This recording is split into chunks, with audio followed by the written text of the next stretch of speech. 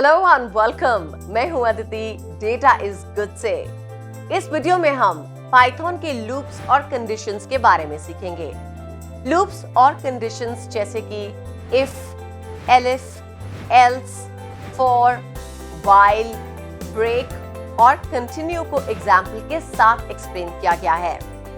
इस वीडियो को एंड तक देखें क्योंकि इस वीडियो ट्यूटोरियल में हर कॉन्सेप्ट को एग्जाम्पल के साथ एक्सप्लेन किया गया है ताकि सारे कॉन्सेप्ट्स क्लियरली समझ में आ सके। इस ट्यूटोरियल में हमने जो कोड मटेरियल यूज किया है उसे डाउनलोड करने के लिए आपको डिस्क्रिप्शन बॉक्स में जाकर इसका लिंक मिल जाएगा, जिससे कि आप material free of cost download कर पाएंगे। अगर आप इस चैनल में नए हैं तो प्लीज हमारे चैनल को सब्सक्राइब करें और बेल आइकन भी दबाएं, जिससे कि जब भी कोई नया वीडियो आएगा तो आपके पास तुरंत पहुंच जाएगा। तो फिर चलिए शुरू करते हैं इस ट्यूटोरियल को।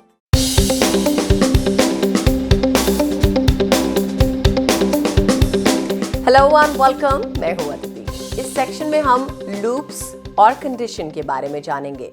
तो चलिए शुरू करते हैं इस सेक्शन के पहले लेसन से, जिसमें हम इफ, एल्स और एलिफ स्टेटमेंट्स के बारे में बात करेंगे।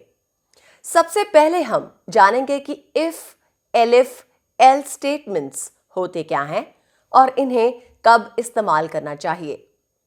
जिंदगी में हमारे पास ऐसी कई सिचुएशंस होती हैं जहां हमारे पास बहुत सारे ऑप्शंस होते हैं।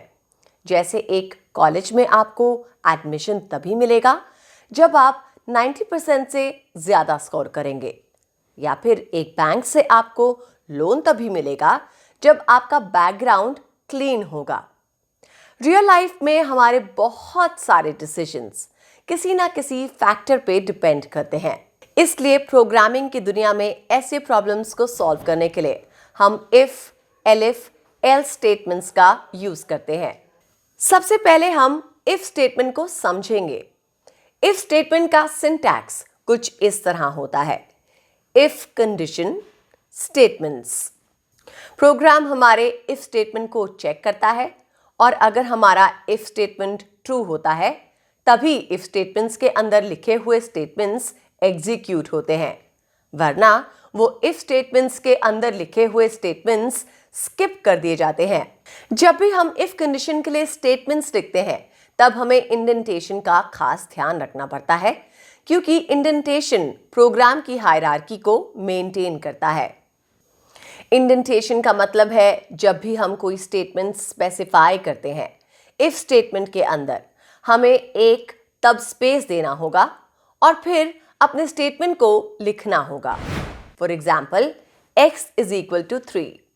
अब हम एक इफ कंडीशन लिखेंगे कि अगर x की वैल्यू 0 से बड़ी हुई तो हम प्रिंट करेंगे x इज ग्रेटर दैन 0। इस स्निपेट को ध्यान से देखिए।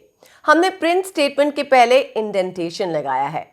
अगर हमें यह चेक करना है कि क्या x इज ग्रेटर दैन 0 तो हम एल्स कंडीशन लिखेंगे, जो हमारा दूसरा सिनेरियो है। अब हमारा कोड कुछ इस तरह से लिखा जाएगा। एक और एग्जांपल देखते हैं। x जिसकी वैल्यू 5 है, अगर हम x को 2 से डिवाइड करते हैं तो हमारा रिमाइंडर 0 नहीं होगा।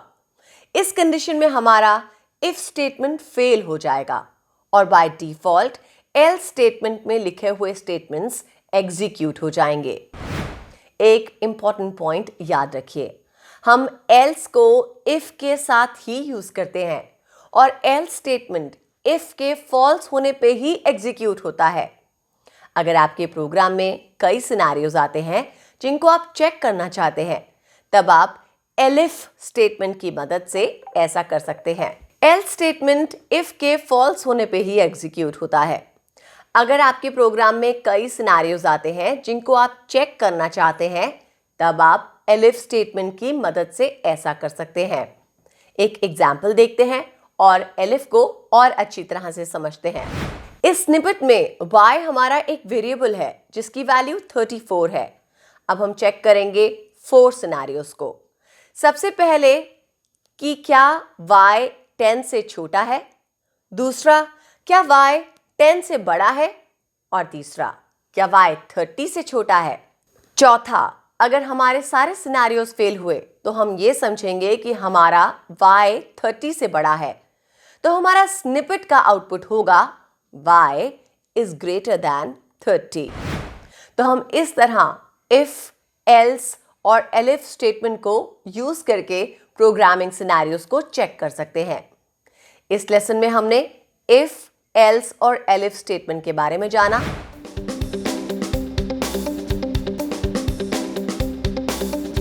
इस लेसन में हम लूप्स के बारे में जानेंगे।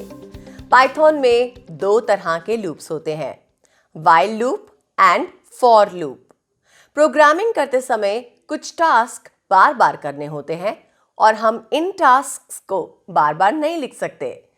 ऐसे में हम लूप्स का इस्तेमाल करते हैं।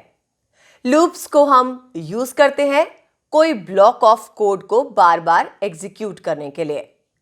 पाइथन दो तरह से लूप्स एग्जीक्यूट करता है। इनका काम तो सेम ही होता है, बस इनका सिंटैक्स अलग हो जाता है। चलिए अब हम इन लूप्स को और उनके सिंटैक्स को जानते हैं। शुरू करते हैं फॉर लूप से। अगर हमें किसी लिस्ट, टुपल या डिक्शनरी को एलिमेंट वाइज चेक करना है तो हम फॉर लूप यूज करेंगे। फॉर लूप का सिंटैक्स कुछ इस तरह होता है, for I in sequence, body of loop. यहां पर आई एक वेरिएबल है जो इटरेटर की तरह काम करता है। ये इटरेटर लिस्ट, टुपल या डिक्शनरी के हर एलिमेंट को एक एक करके एक्सेस करता है। चलिए अब हम एक एग्जाम्पल देखकर फॉर लूप को और अच्छी तरह से समझते हैं। यहां हमारी एक लिस्ट है और हम इस लिस्ट को एलिमेंट वाइज प्रिंट करवाना चाहते हैं। इस लिस्ट में हमारे पास 5 वैल्यूज हैं, दिल्ली, मुंबई, कोलकाता, बैंगलोर, चेन्नई। देखते हैं इसे फॉर लूप की मदद से कैसे एक्सेस किया जा सकता है। हम इस फॉर लूप के अंदर कंडीशनल स्टेटमेंट्स भी स्पेसिफाई कर सकते हैं।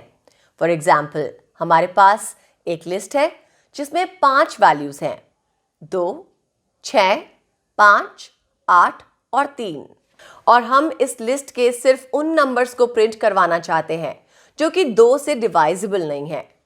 चलिए देखते हैं फॉर लूप और इफ कंडीशन की मदद से हम इस प्रॉब्लम को कैसे सॉल्व कर सकते हैं। हमारा आउटपुट कुछ इस तरह का होगा, 5 नॉट डिवाइजिबल बाय 2, 3 नॉट डिवाइजिबल बाय 2। अब जब आपने फॉर लूप को समझ लिया है, अब हम व्हाइल लूप के बारे में जानेंगे।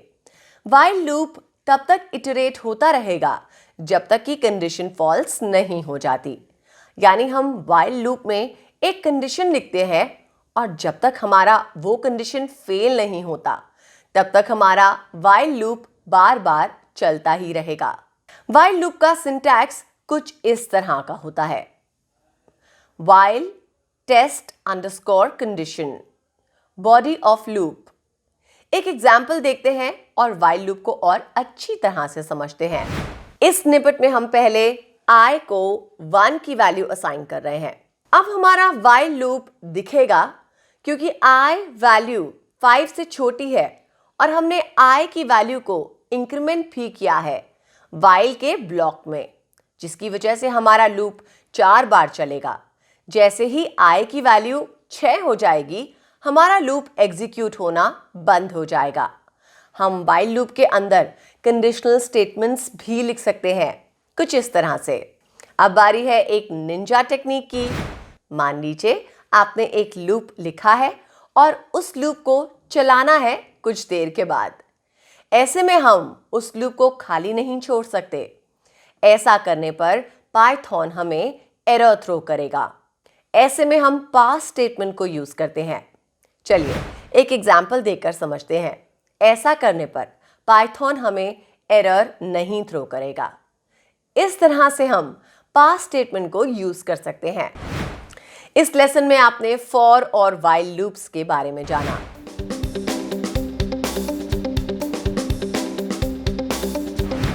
इस लेसन में हम ब्रेक और कंटिन्यू स्टेटमेंट्स के बारे में जानेंगे।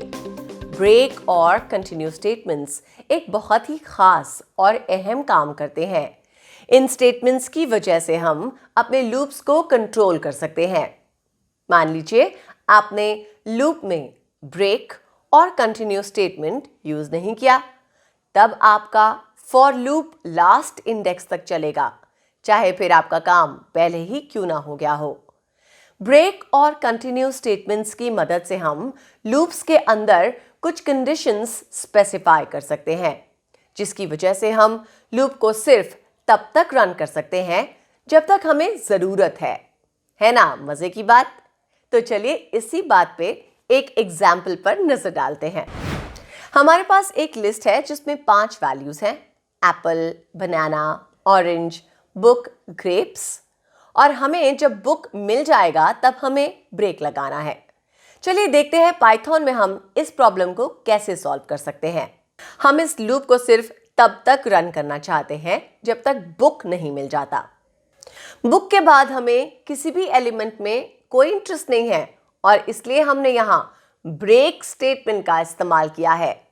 चलिए कुछ और एग्जांपल्स देखते हैं। यहां हमने फॉर लूप में एक कंडीशन लगाया है कि जब भी हमें i की वैल्यू 5 मिले हमें लूप एग्जिट करना है, इसलिए हमारा आउटपुट सिर्फ 5 तक ही प्रिंट हो रहा है। चलिए अब हम कंटिन्यू स्टेटमेंट को समझते हैं। कंटिन्यू स्टेटमेंट को इटरेशन स्किप करने के लिए यूज किया जाता है। फॉर एग्जाम्पल, आप देख सकते हैं कि जब हम कंटिन्यू स्टेटमेंट यूज कर रहे हैं हमारे स्टेटमेंट्स स्किप हो जाते हैं, जबकि ब्रेक स्टेटमेंट्स का इस्तेमाल लूप्स को कंडीशन सेटिस्फाई होने के बाद टर्मिनेट करने के लिए किया जाता है। उम्मीद है आपको हमारा ये वीडियो पसंद आया होगा। अगर हाँ तो प्लीज वीडियो को लाइक, कमेंट और शेयर करें। आपके रिस्पॉन्ड करने पर हमें मोटिवेशन मिलती है, जिससे कि हम और अच्छे वीडियोस अपलोड कर पाते हैं। और अगर आपको ये वीडियो किसी भी कारण से नहीं पसंद आया तो हमें कमेंट सेक्शन में जरूर कमेंट करके बताएं कि हम वीडियो को कैसे इम्प्रूव कर सकते हैं। और हमारे चैनल को सब्सक्राइब करना मत भूलिएगा। बेल आइकन को भी प्रेस कीजिएगा, जिससे कि जब भी कोई नया वीडियो आएगा तो आपके पास तुरंत पहुंच जाएगा। तो मिलते हैं आपसे अगले ट्यूटोरियल में, तब तक के लिए नमस्कार।